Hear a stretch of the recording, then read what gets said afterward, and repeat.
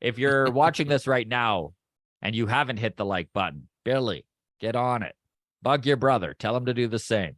Okay, last one to end on, and then we're out of here. So Butter Tart had commented, check the pitch tempo stats on Baseball Savant.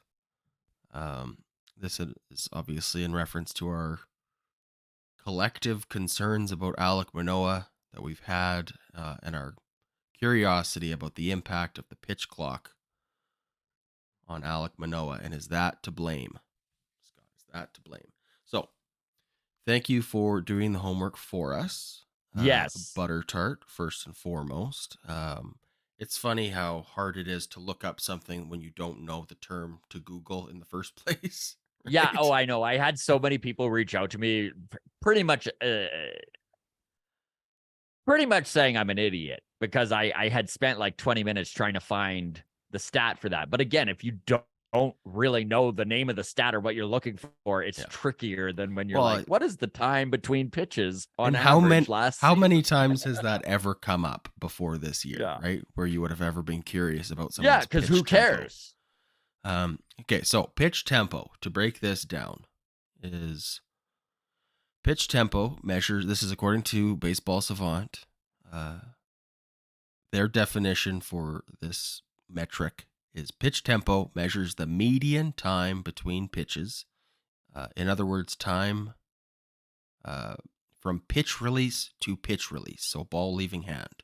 And it only takes into account called balls and called strikes, and that are thrown to the same batter. So if a ball is fouled off, that does not take into account for the pitch tempo. If it is a batter is walked or struck out and it's a new batter, that time is not taken into account. Obviously, any ball in play not taken into account. So just over the course of a season, all of the pitches that are called balls and strikes. So they have also added for any for context that any pitch thrown within 15 seconds is to be considered a fast pitch, and anything longer than 30 is considered to be a slow pitch. So why does this matter? Alek Manoah, quite slow, according to this pitch tempo metric.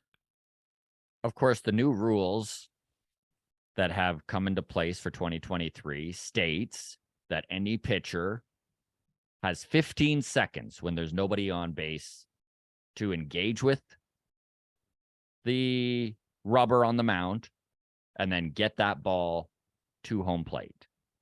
20 seconds when there's someone on. So what is Alek Manoah sitting at for last year? So I do just want to clarify that pitch timer is not a like 1-to-1 measurement versus the pitch tempo that we're looking at, because it's the best we can find. Measured differently, but it is the best we can find. And what is helpful is, as we look at Alek Manoah's numbers, is knowing that the league average last season for pitch tempo was 18.1 seconds. So keep that in mind as we look at this. Jose Barrios was the fastest Toronto Blue Jay as far as pitch tempo goes. 15.4.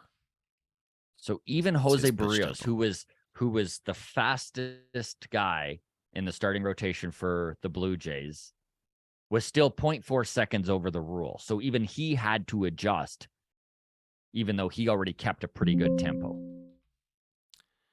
Alek Manoah, so sorted by starting pitchers, so it doesn't take relief pitchers into account. But as far as starting pitchers last season goes, we have 205 qualified starting pitchers for the pitch tempo category. 205.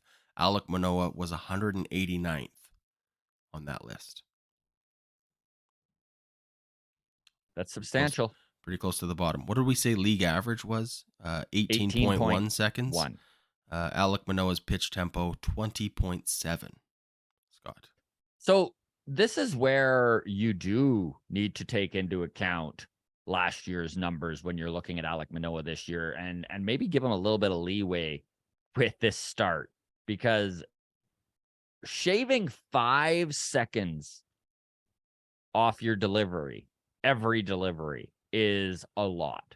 It's a lot. It's a substantial amount of time. He is literally needing to make these pitches 25% faster than he did last year. And if you take that into account, yeah, you probably like maybe not conditioning wise, but just with the rhythm of your heart and all of that and how much work it takes, it's going to take a little getting used to because it's just more work. So, two things that I want to bring up here. First, as far as tempo goes, what's the big deal, right? Think of the home run derby, right?